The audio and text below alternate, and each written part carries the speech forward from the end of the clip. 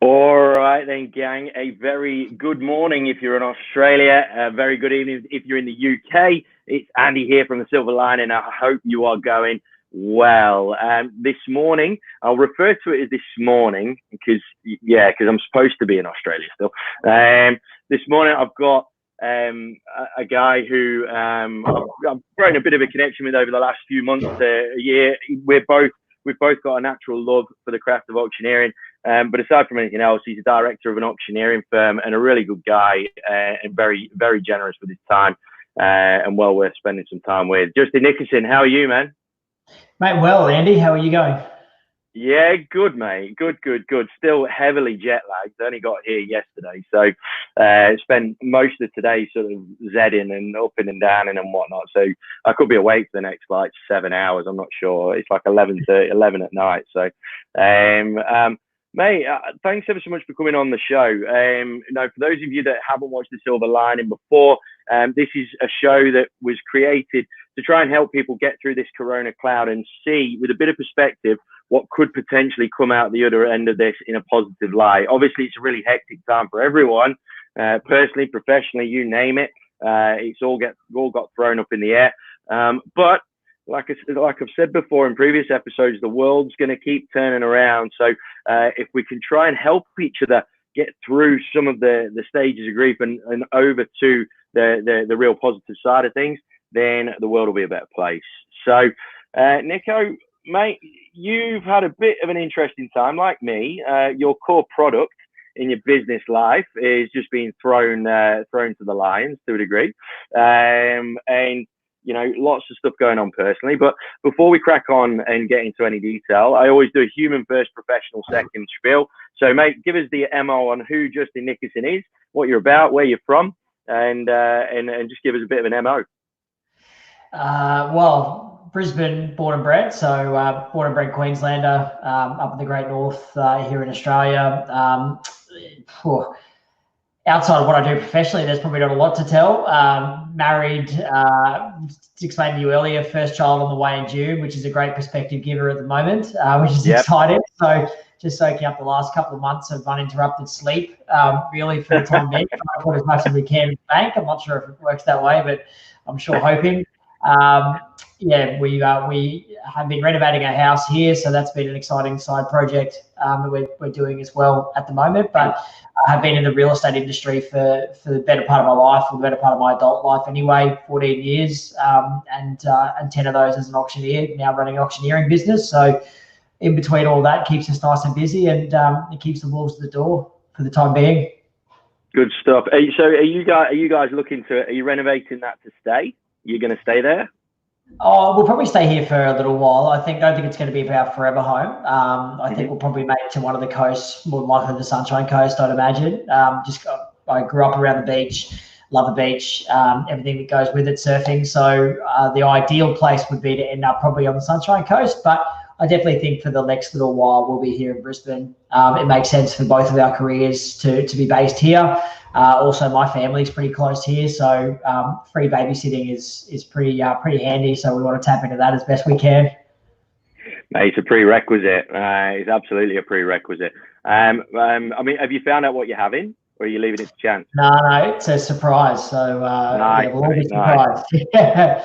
Nice. That's what we did. I just found there's not many proper surprises left in life, right? So why take away one of Mother Nature's like brilliant ones? I was ambivalent about finding out or not finding out, but my wife was adamant that she wanted a surprise, and I figured that she's carrying it for 9 months, so the least I can do is give her that choice over that. So, mate, it sounds like you've got that roll down pat. You basically do. You become a yes man to plenty of things. Have you been stung for a pushing present yet? Not yet. No. Is that a thing? Mate, it's a thing. Trust me, It's a thing.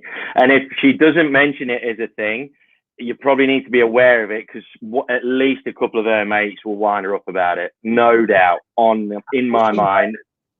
Yeah, mate, I got stung for a Thermomix. Do I get a receiving present if I'm there to catch it? Well, right, yeah, it's interesting you say that. Me and a few mates, because obviously with certain relationships that have got like where they've got young kids and what have you, depending on whose role is a necessity from a society point of view. Within my group of mates over here in the UK, three of my close mates have become full-time dads because their respective partners have got jobs that are key workers for in Britain. And one of them posed that very question. He says, will we ever get to a level of parity with our wives when it comes to parenting?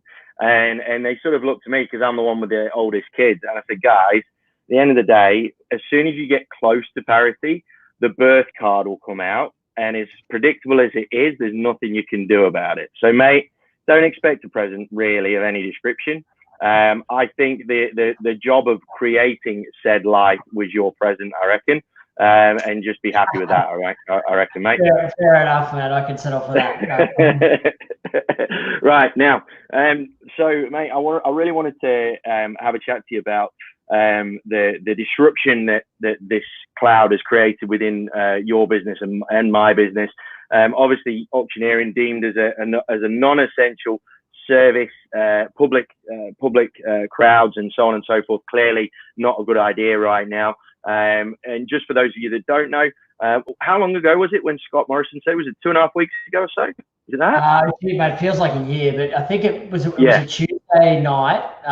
So it wouldn't have been the last Tuesday, not the Tuesday before. Yeah, probably 3 weeks, I reckon, today. Yeah, it might be 3 weeks. Yeah. Sounds about right. So for those of you that don't know, 3 weeks ago, Scott Morrison came out, I think it was about 9:11 at night or something. Not that we were scarred by it. And came out and said real estate auctions are not to take place. Public real estate auctions are not to take place at all. And of course, when your core product is public auctions, that kind of throws a spanner in the works. So, mate, just tell me, when ScoMo was giving us the spiel, tell us how it made you feel initially. What was your initial reaction? But I remember it well, actually, because I just had a shower and I was coming back to bed. My wife is already in bed, and we try very much to not watch technology or read emails or do any sort of technology before we go to bed. We just found it's a good thing for routine to sort of shut off. I'll always read a book. So I've always have a book that I'm reading. I'm reading Total Recall by Arnold Schwarzenegger at the moment, which is a good read. Nice. Yeah, it's a good book, really good book. So I try and read a book for half an hour before I go to bed because I just find it sort of takes me away from work. I'm not on technology, not allowing social media to influence how I feel, how I sleep. So anyway, I was just about to go to bed and she was there on her phone, which is a little bit unusual. And she said, the latest Scott Morrison press conference has just kicked off. And I was like, oh, yeah, no worries. Well, I'll sort of have a listen while she's listening to it there. And I literally laid into bed, and the first thing I heard was real estate auctions are banned. And I was like, yep, not going to bed now. And I did it. I was up pretty late that night, trying to get clarity from something that you can't get clarity from at that point. So I think the first initial sort of defense response that I had was, okay, anyone who I've got an auction booked for in the next immediate future, they need to know that A, I'm across what's been said. B, I'm going to try and find some clarity and a solution for them so they don't need to find one. So that was the immediate thing is just getting across to anyone who I've got auctions for that weekend in particular, and say, look, I'm across this. I've heard it. I'm sure you've heard it. Just so you know, I'm on it, and I'll come back to you in the morning as soon as I've got some more clarity or a better solution for you. A couple of people, or a few people, you couldn't get a hold of, which is understandable that late at night, and because we're an hour behind you, so there's only 8 o'clock or so at night our time at that point in time. Anyway, and then woke up the next morning, had a few emails that got forwarded on to me by Jess, who's our wonderful administration manager, saying effectively to the words that, well, auctions are now illegal, so you can refund the fee. So I just think it was an unfortunate thing in that I think it was clumsy wording in that it was never, real estate auctions were never the problem. It was the public gathering of people around auctions which was the problem. But I also understand that Scott Morrison had to address 55 industries 1,000 occupations in the space of a 13-minute press conference, and you can't go into detail on every single one of them. I think it wasn't the Barre or Barre, the one he tripped over, and I don't even know what that is. But whatever it is, if you can't do it, like I can only imagine what it would have been like to be Prime Minister at that point in time. Totally. So we weren't at the forefront of his concerns, but yeah, it was there was a couple. I think there's been a couple of real. I use light bulb moments, but light bulb moments are supposed to be enlightening. Probably moments where it's really kind of hit me, and I think the first one was. It was all sort of happening, and we were doing the distance thing, and it was kind of like this. I was saying to you, it was kind of like this thing, but it was sort of part serious, part a bit of a laughing thing. You make a couple of jokes about it at the auction, but I went down as it was sort of unfolding a little bit. I went down and had a coffee at my local coffee shop. I was having a conversation with the owner because I know them quite well, and she said, "Oh, we've had to let a couple of people go," and I was like, "Oh, shit, this is a real thing." And then I was walking out to my car, and the mechanic from next door, who I get my car done there, I ran across him, the guy who owns the mechanic shop, and he said, "Look, we've just let 4 people go. We're anticipating we're going to have to let another couple go." And I sort of thought, geez, then I looked across the road, the gym was closed across the road, the catering business across the road had closed. And you sort of think, this is actually big. This is not any sort of a thing that we've dealt with before. This is going to have ramifications on people's lives for a long time. And I think that was the first seminal moment where I remember being really sort of down in the dumps that afternoon, and my wife said, what's wrong? And I said, I actually think now I'm comprehending how big a deal this is. Because I guess I'd always sort of been bullish around my occupation being pretty immune to things, because when the market's good, people are choosing to auction. The market's bad, people have to auction. And when it's in between, we sort of go okay. And I always thought that no matter what, we'd be pretty stable. But I think at that moment, it hit me that there's a lot of people who are going to be suffering, and we're not immune. We're no different to anybody else. If the tap gets turned off, and you look at New Zealand, the auctions in New Zealand are still happening, but definitely the tap over there has been turned off for an extended period of time, and everyone stops. Doesn't matter what occupation you are, unless you are an essential service. And my definition of an essential service is that if you have to argue that you're an essential service, you're not an essential service. So, absolutely. Well, there's nurses, there's emergency service workers, and there's food, and I'm sure there's more, but that's the core ones. I think outside of that, there's very few that are essential. So, it's been an interesting time, mate, for sure. I think. And it's kind of like, it was kind of like what I was saying about the bushfires, right? So obviously in Australia, we copped a real barrage with the bushfires prior to the Corona thing. And it was weird, like for me, because I've never been to any of the places that have been affected by the bushfires. So, you see it on the TV. You have people send you pictures and stuff, and you're like, oh yeah, look, that sounds really, really bad. And you kind of can, you say you understand the gravity of it, but until you get affected yourself personally, you really don't get it, do you? You really don't get it. And I think that's one thing that Corona has certainly done is it's given us, and bless them, those that have been affected by the bushfires prior to this have got this double whammy, like there's no tomorrow. And now I think that there was one thing that I was chatting to a guy called Chris Hall earlier. Late yesterday, and he said the thing that disappointed him about Corona as opposed to the bushfires was society's reaction. With the bushfires, everyone was very much like, oh, look, let's all come together and support these victims of the bushfires and so on and so forth. And then Corona's come along and everybody's been affected. And he said the disappointing thing that he witnessed was the whole toilet paper thing, where it was every man and woman for themselves. And it really showed a bit of an ugly side to an Australian sort of mateship mentality that we all thought up until that point was very much alive and kicking, right? And ultimately, and there's no shame in us saying, like you saying what you said and me saying this, until it hits you personally, you really don't get it. You really don't. We were driving. We were in Tasmania in January when the bushfires were all happening, and we sort of drove through or past a town that was right on the fringe of the Tasmanian bushfires that happened. And even then, you're looking at something that's kilometers away. There's some smoke rising, and you don't grasp the devastation of people's homes and people's livelihoods and people's possessions and people's family and people's pets, and like you don't, mate. And I think empathy is something that we all strive to have, but it's really difficult to have true empathy unless you've actually experienced it yourself. And I think that goes for a lot of things. I think that goes for people who are domestic violence survivors, people who've had significant physical trauma, all those kinds of things. You just don't. You don't feel it until you feel it, I think. And I think this is now something that everyone, and mate, we're probably pretty similar. We've both grown up. We've probably grown up in a privileged family. My parents are together. 3 of my 4 grandparents are still alive. I've had a reasonable income. My wife's had a good income. We're white. I'm male. We've got all these advantages that we just really take for granted. And it's hard to see the other side if you haven't actually been the other side. And I think people that get that true empathy, it's a skill that's not easy to get because it's hard to understand unless you've lived through it. Absolutely, man.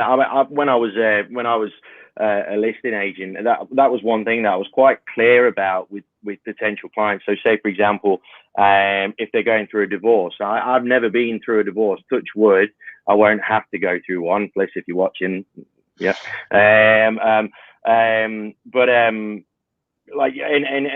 you can't go into those scenarios as a professional and say, oh yeah, that whole throwaway line. Look, I get how you feel. I really understand how you feel. You don't, man. And it was like with a personal scenario where someone said to my mum that she understood how my mum felt, and quite rightly, my mum was sort of a bit of a high emotional moment, and she said, unless you've been told that about your soulmate, you haven't got a clue. And there was a few F's in there as well, bless her. And that's one thing that I think society needs to learn as a whole. It's all well and good just verbalizing, saying pray for Paris or pray for London or pray for Australia or whatever, those cliche sort of hashtags and what have you. But I think we all need to actually take it when something major happens somewhere. I think taking a tiny bit more time. We're not talking about becoming martyrs to everybody, but a little bit more time to perhaps engage to an extent where you can understand what's going on. And if you don't, and I was of the opinion before all this that I feel sorry for people if they have catastrophic events and what have you, but I can't do anything to affect it myself. So I'm not going to spend my energy getting sad about it or worrying about it or anything like that. But I think tuning into society a little bit more is probably not going to be a bad thing. Definitely. Yep, definitely. And the more connected with others that we can be, and the more understanding of what they're going through. And even if you haven't been through it, I guess I don't really like the expression thoughts and prayers. I think thoughts and prayers is a bit of a cliche cop out. It's throwaway. It is. Yeah, it is. But I think you do what you can and you do whatever small actions to those people who are in your circle that you can do to help. If it's one of the things we're advocating a lot of agencies to do at the moment, and we're doing a lot of training with real estate agencies around different things to do. One thing we're doing is that if you've got the financial means to do it, go down to your local cafe and prepay 50 coffees. Like that $200 is going to make a huge difference to their income for that particular day. It'll probably help them out, and then you can, if you want to get 50 vouchers done up for coffees and give them to people. So not only are you going to help a small business, but you're also going to then give people a free coffee, which might just be a nice simple act that actually improves their day. But I think there's little things like that you can do that go beyond cliches and social media hashtags and all those kinds of things. It's actually demonstrable things that show that you are thinking of them and you are trying to help them. Yeah, I think society pretty much. I think what you said just there about actually taking action. I think society got really lazy with how it supported each other, and now people are forced to take action, and that's why we've seen the ugly reality of what society's become when they're punching on over a bog roll or whatever. It's just it's a harsh reality, but I think it's a slap in the face that, to an extent, we could have done with, to be frank. And it's interesting. I'm going to segue into what you was mentioning there about trying to help agencies with training and what have you. Segueing into how people are going to see value moving forward as well out the other end of this. And this is where I think a conversation's growing that I've had with a couple of different people and councils and stuff in terms of how consumers, whether it's B2B or B2C irrespective, how consumers determine value now that they've had their own value systems brought into question.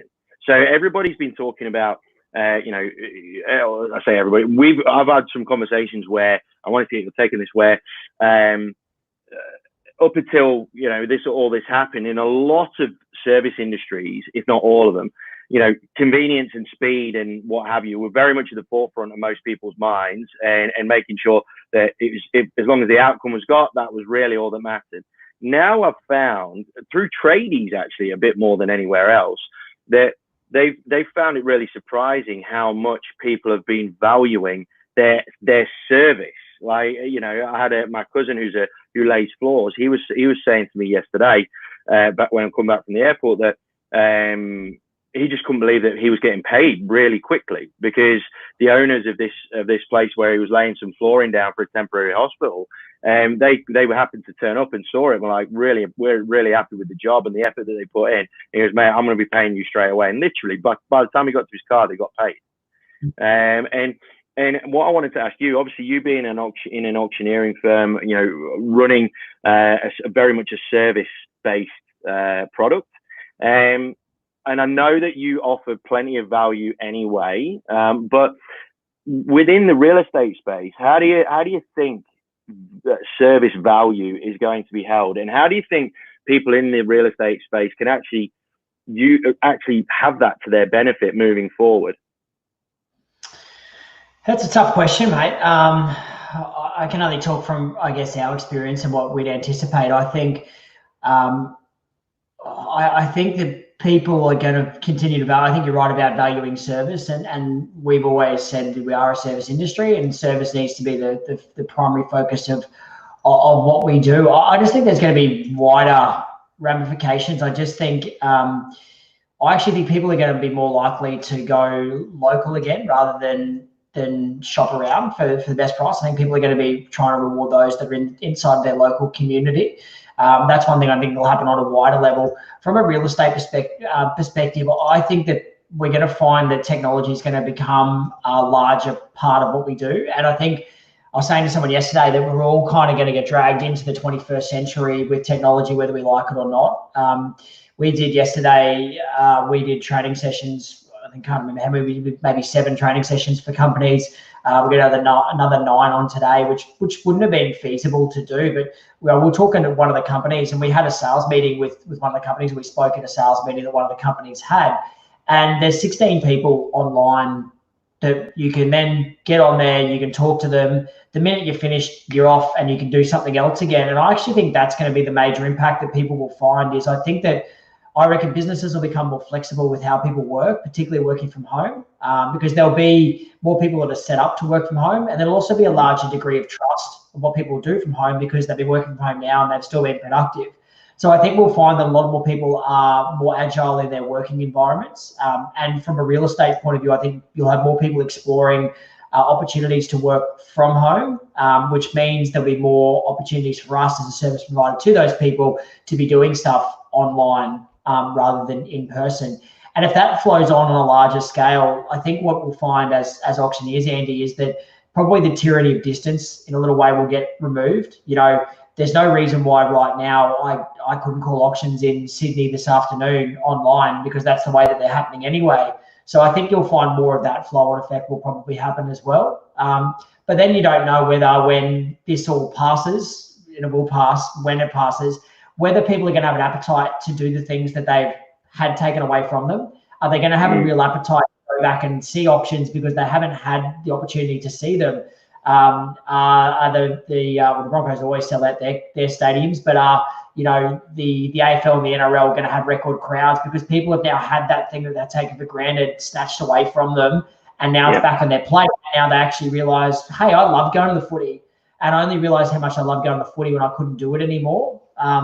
So I don't know. I'd love to be an inspirational thought leader and say we've got it all mapped out how it's going to look when it changes. But I think we're going to be reacting like everyone. I think. Yeah, you're absolutely. I mean, when you talk about the capacity to eradicate the distance factor when it comes to what we do, that's always been my Achilles heel, is the geography of things. It always has been. And I mean, look, I've got auctions scheduled for while I'm over here, so I'm going to be calling a few auctions in Victoria from the middle of England, and that's proof in the pudding, right? It was one big silver lining that I found when we discovered I needed to come back here. Was I was like, whoa, hold on, I actually don't need to stop doing anything right now. This is actually pretty cool. And look, yeah, sometime I'm going to have some weird and wonderful 3 a.m. meetings or 2 a.m. auctions or whatever, but at the end of the day, it's an opportunity that would never have had. I mean, I didn't get to come back for my niece's wedding last year because I was in the middle of auction season, and I couldn't leave. There's definitely, I think, some productivity benefits, some efficiency benefits, but I think what that will do is allow the practitioners to focus more on the humans that are actually involved in the transaction. And I think that's going to be probably the best, or all being well, it will be the best benefit to come from the shake-up that we've had. I think just the fact that, I think one thing on that, Andy, sorry to cut you off. I actually think what we'll find around auctioneering in particular is you might find that going for an auctioneer to go and call an on-site auction is going to become the premium service that we offer. And then at a lower cost base, they call one online. Like we've got Tim O'Byrne, who's in our New Zealand team for Apollo across there. He's calling them out of his lounge room. I think he called in rooms of 6 last Wednesday night out of his lounge room. Now, clearly that's more convenient for Tim. Tim doesn't have to jump in his car. He doesn't have to pay for fuel. He doesn't have to wear pants. He doesn't have to, get there early. Did you wear them anyway? Rarely, yeah. But all that, if we don't have to do all that extra stuff, well, then we can pass that cost saving on to the client. And I think having 2 tiers of pricing post this it might be something that a lot of auctioneering companies certainly will be exploring, is to say, okay, well, if you want an on-site auction, that comes at a premium price, which is whatever your charge might be. But we also offer an online facility where we can stream it online. We call it out of our office, studio, backyard, whatever, it doesn't matter, and that's at a lower cost base, and that might be more open to commercial auctions, multiple auctions, auctions where you can't hold them on site, all these kinds of things. So I think there's going to be some really cool things that will come out of this, out of a not so cool time, some hangovers or some relics that will actually then infiltrate into businesses. But I think for now it's just a matter of trying to get by as best as everyone can. Absolutely, man. Absolutely. Now, talking about, you personally for a little bit, like you say, you've got a pretty hectic time right now. You've got a kid on the way, house under renovation, and then obviously leader of your firm and a market leader generally. For those of you that aren't aware, I mean, Justin is a multiple award-winning auctioneer, world-renowned and justifiably so. So you've most likely will have had, and I've seen you on a few different things, getting questioned in terms of how things could run or should run or what have you, being one of those industry leaders. How, when you had that initial stage of, right, yeah, I'm not going to bed, this shit is real, how are you feeling about things now? Do you still have moments where you're like, oh man, this is real tough, or are you sort of starting to ride that wave of momentum that is slowly building again within your business and your life? Yeah, I didn't. I think one of the benefits, one of the strengths of my personality is I'm not a dweller. I think if something happens, I generally get affected by it, and I'll sort of sit on it for a little while and maybe feel a bit glum. But I feel one of my strengths is I'm pretty good to go again, and it doesn't really affect me further down the line. So once that initial kind of shock had worn off, it was more then became, okay, how do we stay viable? How do we stay relevant? What do we do? Then it became, we've been pretty lazy in exploring technology. We've done a little bit, particularly with Gabble early on, but we've just been lazy with exploring it because we hadn't had to.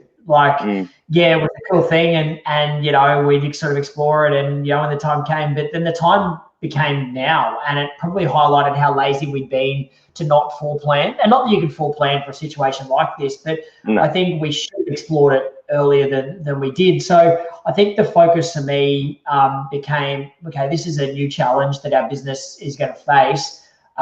Let's find a solution and try and navigate through it. Now, we had the benefit of really peering into the future a little bit with what Tim had done in New Zealand. And I leaned a lot on the New Zealand guys to say, okay, when you're coming into lockdown, what was it like? Because they've been in full lockdown, which is, they've sort of really hit it hard, which we haven't had that yet, or we're not going to have it, depending on how you're viewing things. So we sort of had that insight, and we were preparing for full lockdown. So we kind of jumped ahead a stage and went, okay, we can come up with a solution that's going to be good now. But as you know, particularly with the Victorian thing on the weekend, there was a period there for 4 or 5 days where you're making a plan and then something would change, and then all of a sudden your plan becomes null and void. So for us, it was, okay, let's try and get ahead of this. Let's look at what is likely to happen, which is probably 2 weeks ago, it was almost a certainty that we were going to go into full lockdown. So let's get to that point. Let's build a solution that's ready for that point, and then let's work backwards to what we can still do now. And we're ready to call them in full lockdown. You can see the studio set up behind me I've got here. So we're ready to host them here at a moment's notice. But for the time being, we can still go to agents' offices and do it there, which is a good thing for us to get out and interact with people, but a good thing for them as well to see it there and to see the technology working in front of them, so they have a holistic understanding of it. And that's sort of where we've arrived at this point in time. The cool thing that I've found is that because you haven't had as much time to have to put into things, it's allowed us to do a few things. Like I noticed, mate, you've got this up and running, which is fantastic.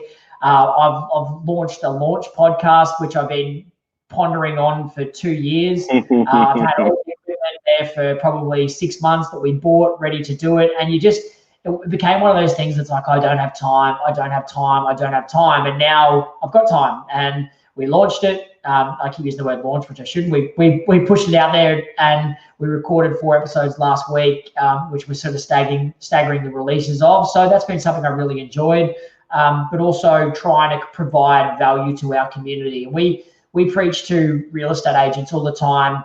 You can't just be about transactions. You've got to be value to your community, and their community is the general public.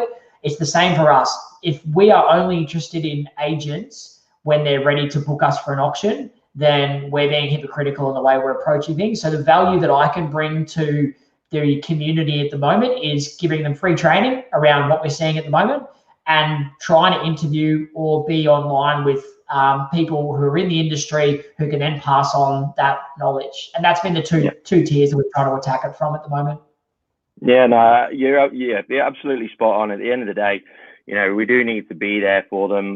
We do need to make the effort so that they can, just focus on what it is that they need to do, their core functions, because that in itself, trying to keep a buyer on the hook and trying to deal with finance clauses and all that sort of jazz, it's just got ramped up like there's no tomorrow. And, as an auxiliary service to what they do, the least that we can do is provide them that level of support. You're absolutely right, mate. Now, look, I'm conscious that you've got a massive day ahead. I really appreciate you taking the time to be with us today. If you, like, in terms of yourself, in terms of being a leader of your business and what have you, and just generally across the board, if there was anything that you would feel would be the best moves that you've made so far, either personally or professionally, if you could give us a couple of the best things, the best decisions that you've made that have either helped you mentally or actually physically helped you to keep moving forward. I guess the biggest one that's helped me mentally is keeping some semblance of a routine. So I've always been big on physical exercise, and I've kind of changed my routine a little bit, but still keeping the fact that exercise is important. So every morning, I'm lucky. I've got a border collie as one of my dogs, so he's pretty energetic. So if I don't run him, you know all about it. So every morning, I get up early. I'll run him for 5K. So we do a 5K loop that leaves our house and actually finishes at that coffee shop. So do a 5K loop. We'll grab a takeaway coffee from them. So we sort of say good day to them. A bit of public interaction in the morning. See how they're going, and then it's about a 10-minute walk back to my house. And I've actually really enjoyed that because I'm getting physical exercise, which is good for me. It energizes me. But that walk back in the morning is a really nice perspective giver. It's the weather at the moment is just beautiful here in Queensland. This is probably the best weather we get all year. It's nice, a little bit of a chill in the air, but it's sunny, beautiful, clear days. And as I'm walking back home, and it's usually probably about 6:15, 6:20 in the morning, it's so still and quiet, and you actually just appreciate the fact that, hey, I'm here, I'm healthy, I've been affected a little bit by this, but nowhere near the extent that some other people have been affected by it. And I've actually found that because I'm doing this, I'm actually getting to know a lot of people on my walk. So there's now probably 3 or 4 different couples that I run into on the morning walk that you just say good day to, that I probably saw in the coffee shop 50 times in the last 3 or 4 years, and I never bothered to say hello. They didn't bother to say hello. And now because of this, you're actually saying hello to them in the morning and having that interaction. So that's the first thing that I've think's been important, is keeping that semblance of a morning routine, because I'm always a believer that your routine set up your actions set up your results. So if I continue that routine, it means my actions for the day will be good, and if my actions for the day are good, then my results will be good. I think the biggest thing though professionally that's helped is just seeking advice. Just find someone who's going to help you and just give them a call and say, hey, I'd love to get your assistance on this. And I know, like, I've had calls with numerous auctioneers around Australia around different things, how they're handling things. And the good thing about it is we're all being pretty generous with our thoughts and what we're experiencing. And like I said, the guys in New Zealand have been an absolute lifeline in terms of how quickly they embraced technology, how quickly they were to implement it and make it happen. And if 2 months ago, if you had said, hey, our New Zealand team is going to be calling auctions in his lounge room, and everyone just would have gone, why? Like, now it's the new reality. 5 weeks ago, we thought that washing our hands was going to fix the problem.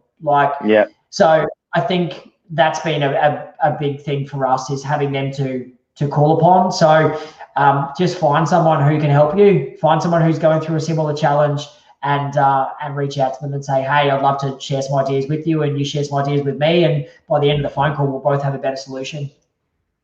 Yeah, I think absolutely right. Dropping the barriers and actually interacting with people, and realizing that we're not, we are running our own race, but there is still a lot of other competitors on the same track. So the least that we can do is actually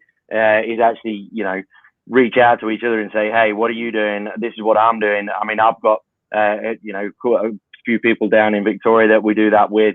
Paul Zamalis is one from the auction company, where we chat fairly regularly, where we communicate fairly regularly.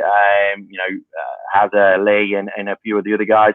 And it's so important to do that. And if you felt that, this is just a general comment on that, if you felt, guys, that you have a respect for someone, but you've never actually reached out to them because of, competition or whatever the case may be,